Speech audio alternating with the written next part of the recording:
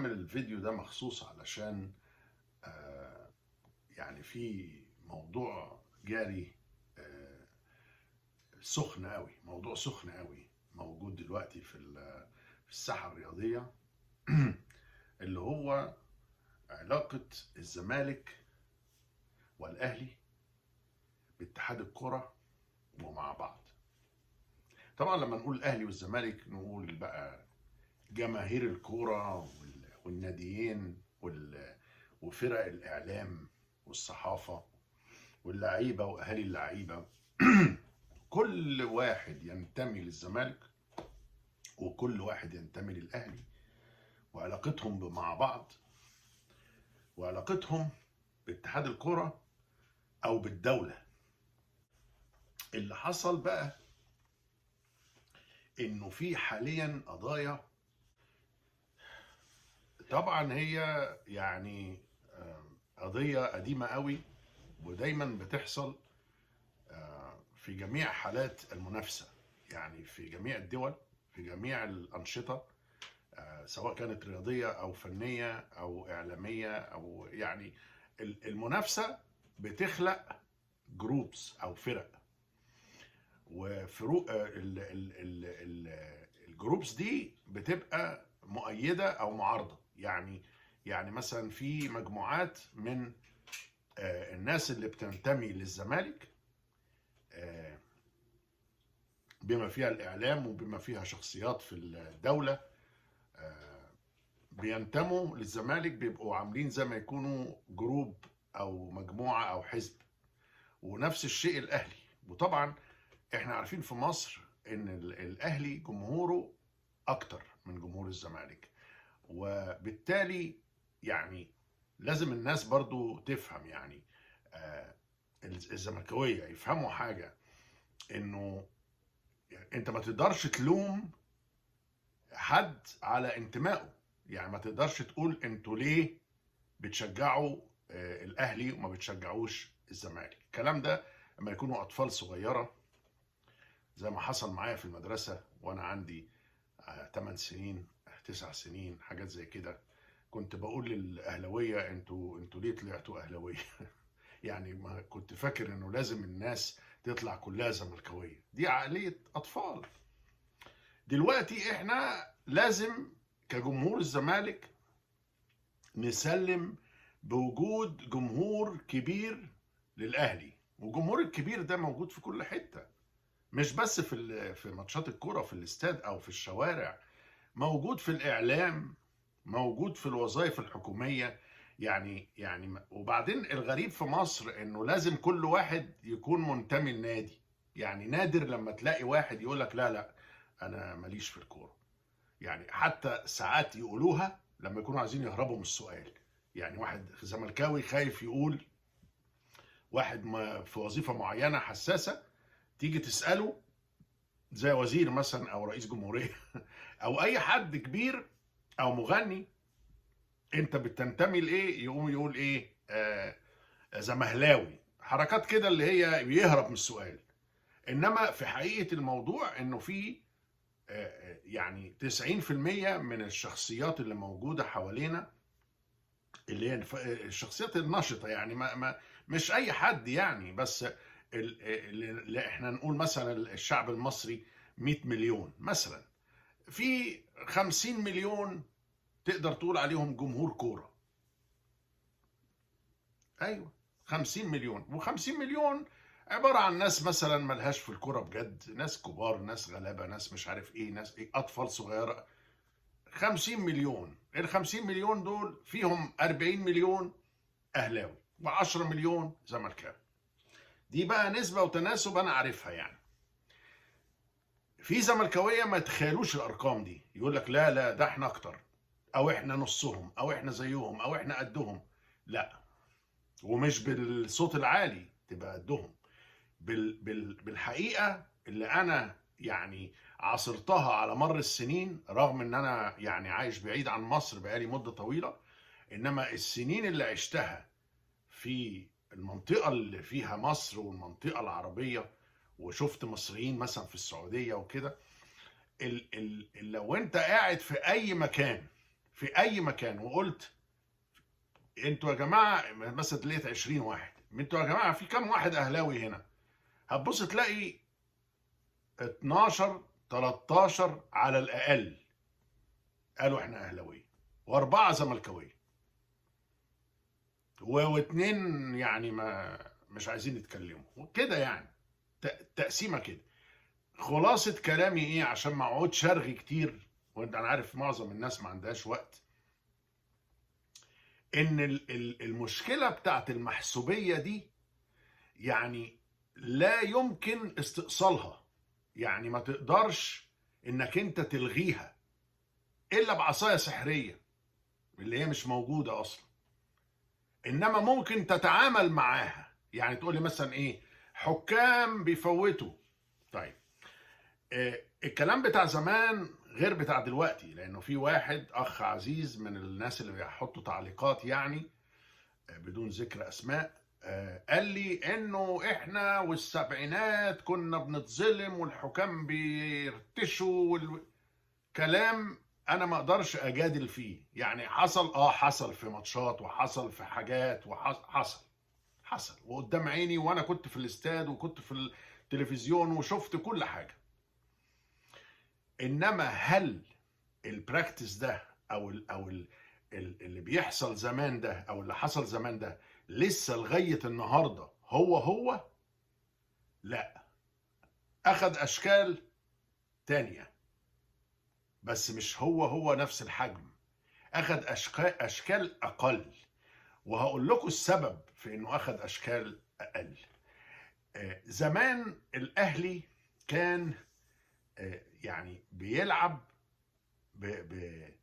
باسمه كده، بفانيلته، بناديه، بالناس اللي يقول لك احنا لازم احنا اللي نكسب، لازم احنا اللي ناخد، لازم احنا اللي نعمل. فتبص تلاقيه ايه، ضعيف، وضعه مش جامد، فيقوم يحتاج مساعدات من حكام، يحتاج مساعدات من اتحاد كرة، يحتاج مساعدات من الاعلام، لانه بيكمل قوته بالمحسوبية. حاجة مفهومة. زي اللي بيدخل الامتحان مش مذاكر، بيبقى عايز يغش.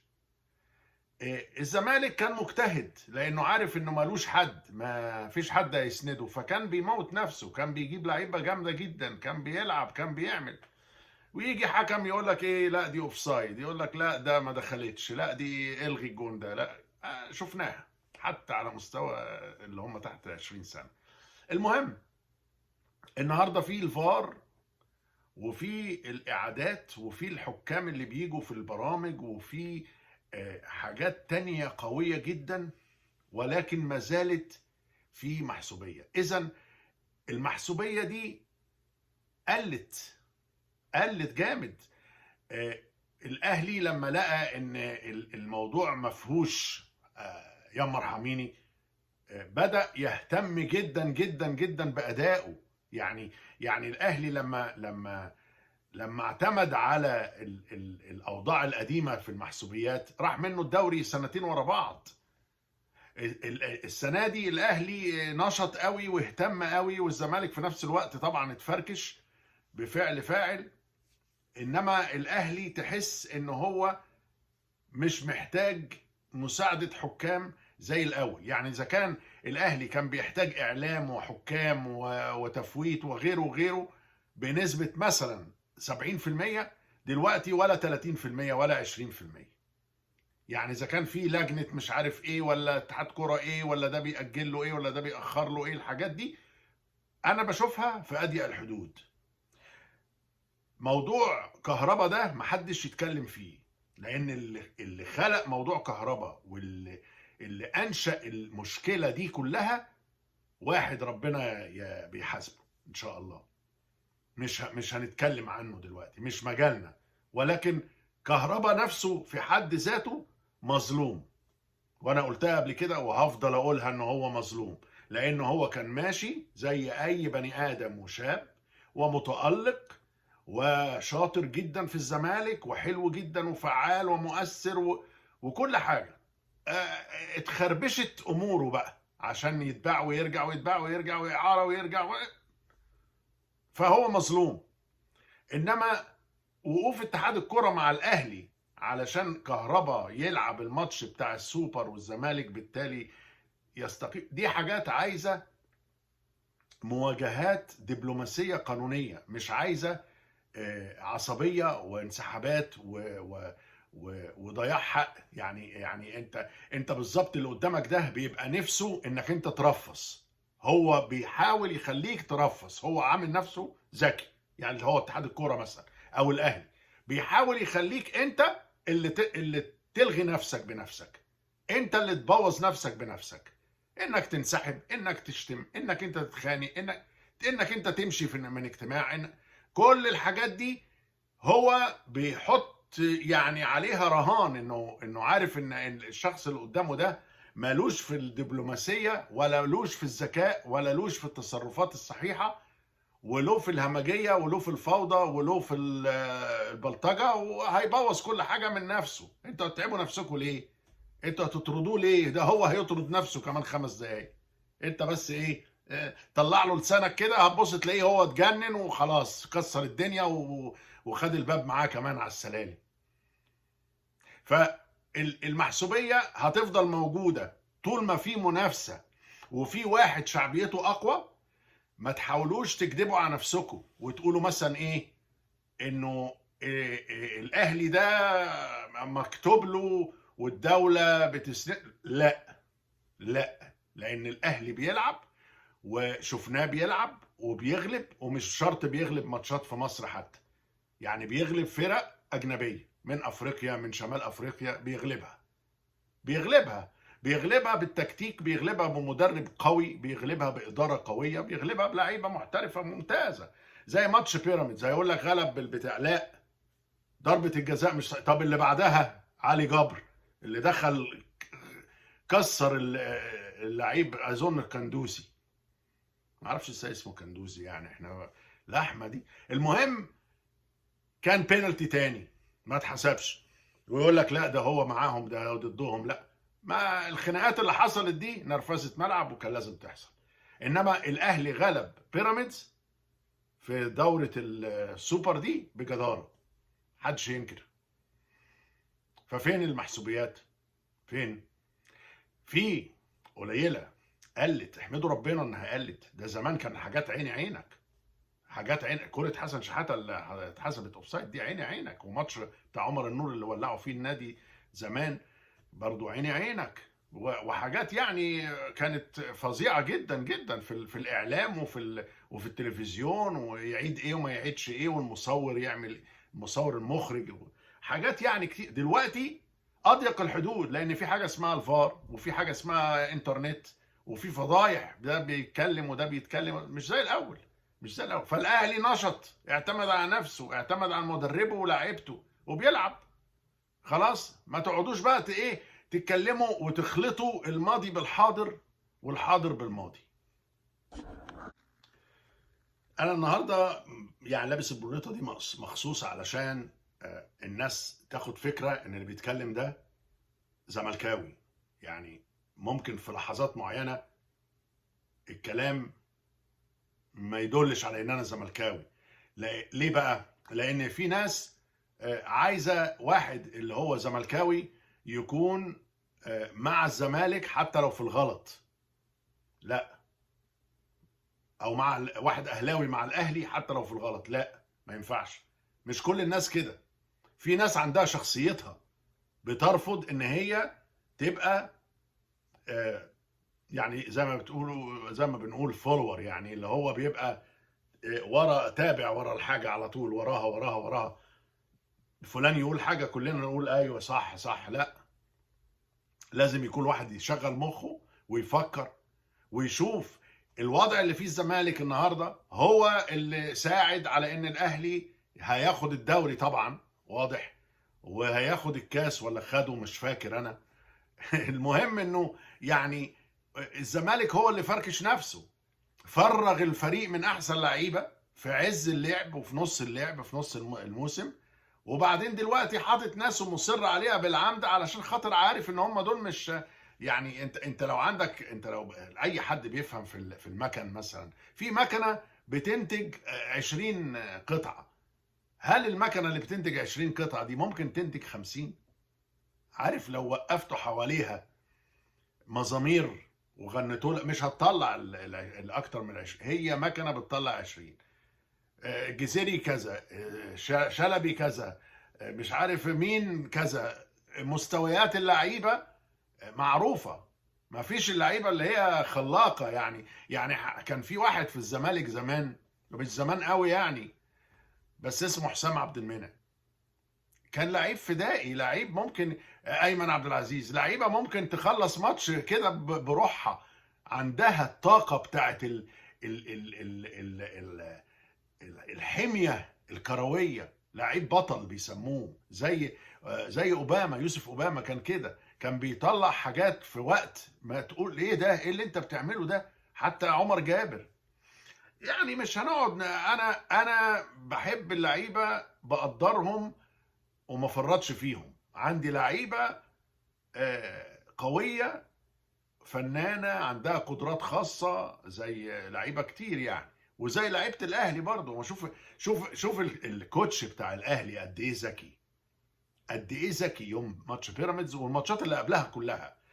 بيخلي الاثنين اللي هم يعني اعنف مهاجمين في مصر النهارده، الشحات وكهربا، بيخليهم لما الفرقه اللي قصاده تفرفر، الفرقه اللي قصاده تبقى خلاص لا قادره تجري ولا قادره تحلق ولا قادره تطلع ولا ترجع ولا تعمل، بتحاول تهجم بقدر المستطاع علشان يا اما تتعادل يا اما تغلب. يقوم ينزل لهم اتنين يخترقوا الجبهه ويخترقوها بعنف زي الطيارات النفاثه. الاتنين دول كهربا والشحات، واللي باقي بقى اللي معاهم يلعب بقى لما يلاقي العمليه لسه هتسخن من اول وجديد، يلعب بقى ويغلبوا، يا يحافظوا على النتيجه يا يجيبوا كمان جون يا يجيبوا جونين.